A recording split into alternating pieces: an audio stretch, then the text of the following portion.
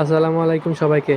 তো আমি আজকে দেখাবো কীভাবে হাতে না করে ক্যালকুলেটরের সাহায্যে এমসিকিউ সহজেই সলভ করা যায়।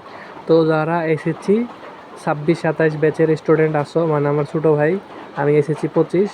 তো দেখো, এগুলো অনেক বোর্ডেই আসে।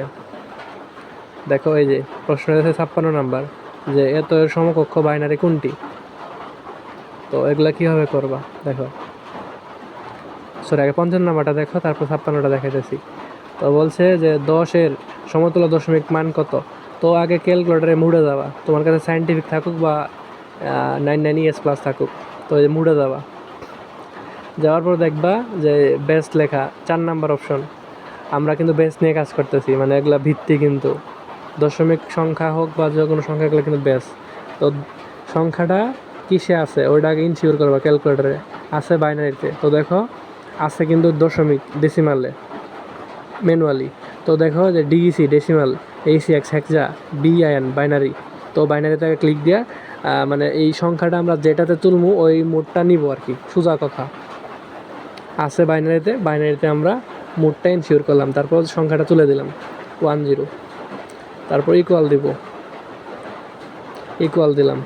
এখন সংখ্যাটা কিসে কনভার্ট করব? দশমিকে।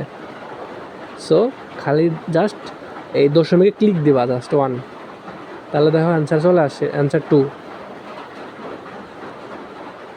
সরি, ওইটা আমি বাইনারির ভিত্তি দেখাই ফেলছি, ভিত্তিও 2, কারণ মানে যে কটা সংখ্যা দ্বারা প্রকাশ করা হয় ওই কটা সংখ্যাই হচ্ছে ভিত্তি।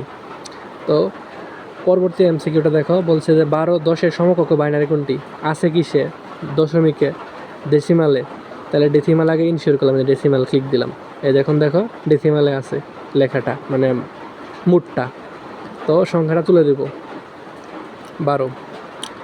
তারপর কনভার্ট করব কিসে? বাইনারিতে।